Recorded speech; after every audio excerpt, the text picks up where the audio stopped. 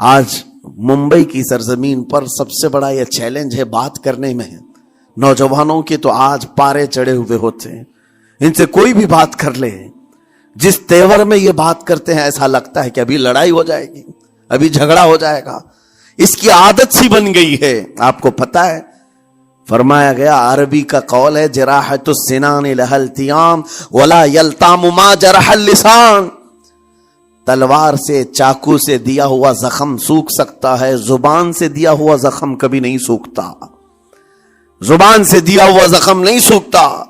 بولنے سے پہلے 1000 بار اس بات کو خیال ہونا چاہیے کہ میں جس کو بول رہا ہوں کہیں اس کا دل چھلنی تو نہیں ہو جائے. میری زبان یہ ہوتی 50 گرام کی چھوٹی زبان ہے, لیکن بڑے بڑے لوگوں کے کلیجے چیر کر رکھتی ہے, بڑے بڑے لوگوں کے دلوں میں سوراخ کر کے رکھتی ہے, زخمی کر کے رکھتی ہے اس کا استعمال. اسی لیے روایت میں ملتا ہے کہ جب انسان صبح کرتا ہے تو سارے اعضاء, ہاتھ پیر آنکھ کان ناک, سارے اعضاء سب سے پہلے زبان سے یہ عرض کرتے ہیں, اس کی پناہ مانگتے ہیں, کہتے ہیں آج تو صحیح سلامت رہے گی تو ہم سب صحیح سلامت رہیں گے, اور اگر تو پھسل گئی تو عذاب ہم پر بھی ہوگا. زبان بولتی ہے, مار کسی اور کو پڑتی ہے, کوئی زبان کو مارتا نہیں ہے. گالی زبان دیتی ہے لیکن مار کبھی پیٹھ پہ پڑتی ہے, سر پہ پڑتی ہے, ہر جگہ پڑتی ہے. تو یہ زبان نبی کریم صلی اللہ تعالی علیہ وسلم نے ارشاد فرمایا, من یضمن لی ما بین لحیتیہ وما بین. حضور پاک صلی اللہ تعالی علیہ وسلم فرماتے ہیں جس نے 2 چیزوں کی ضمانت مجھے دے دی, حفاظت کی, میں اسے اضمن لہ الجنہ, میں اس کو جنت میں لے جانے کی ضمانت دیتا ہوں. 2 چیزیں کیا ہیں؟ حضور فرماتے ہیں ایک 2 جبڑوں کے بیچ میں جو موجود زبان ہے اس کی حفاظت کر لے, اور 2 رانوں کے بیچ میں جو شرمگاہ ہے اس کی حفاظت کر لے. یہ 2 چیزیں جس نے بچا لیا میں اس کو جنت میں لے جانے کی ذمہ داری دیتا ہوں, ضمانت دیتا ہوں. اس کا کتنا بڑا کردار ہے, یہ زبان کا کتنا بڑا کردار ہے. اور حضور نے ایک بار پکڑ کر کے فرمایا تھا, زبان کو پکڑ کر کے کہا تھا یہ وہ زبان ہے جو انسان کو جنت میں بھی لے جاتی ہے اور دوزخ میں بھی لے جاتی. کلمہ کس سے پڑھتے ہیں آپ؟ لا الہ الا اللہ, زبان ہی سے تو پڑھتے ہیں. اسی کلمے نے آپ کو جنت تک پہنچایا.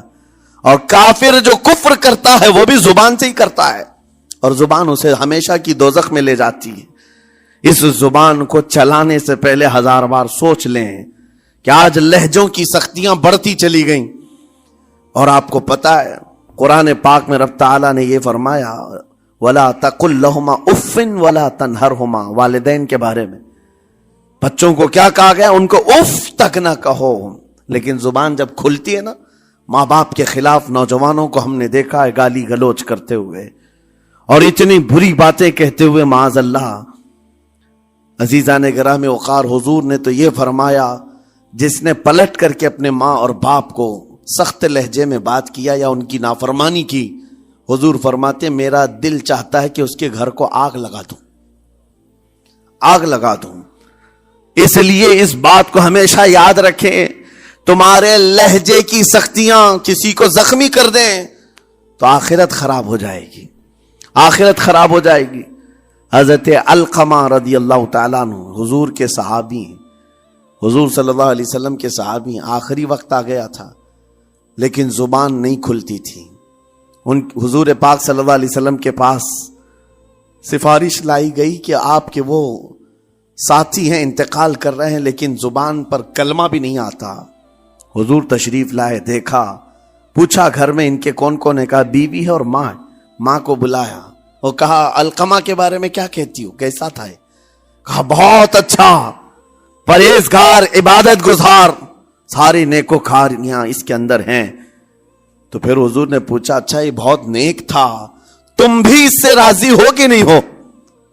ماں نے کہا میں نہیں راضی ہوں, میں راضی نہیں ہوں. کہا کیوں, وجہ کیا ہے؟ کہا یا رسول اللہ میرا اکلوتا بیٹا, میرا تنہا بیٹا تھا, بڑی محبتوں کے ساتھ اس کو پالا تھا, اور جب میں نے اس کی شادی کی اپنی بیوی کو لایا, اور جب بیوی گھر پر آ گئی تو میری بات کو ہلکے میں لیتا, اپنی بیوی کی بات کو فوقیت دیتا, ترجیح دیتا, اور اس وقت غالباً یہ باتیں تھی کہ زبان سے کوئی کلمہ ان کے نکلا ہوگا جو بیوی کی حمایت میں تھی. ماں کو تکلیف پہنچ گئی. کہا میرا دل گوارا نہیں کرتا, میں اس سے راضی نہیں ہوں. باقی وہ بہت نیک بندہ ہے, بہت اچھا ہے. حضور نے فرمایا دیکھو زندگی کے آخری پڑاؤ پر آ چکا ہے, روح نکلنے کو ہے, معاف کر دو. وہ بھی صحابیہ تھی. انہوں نے کہا آقا آپ کا حکم ہے یا مشورہ ہے؟ اگر حکم ہے تو پھر ماننا ہے.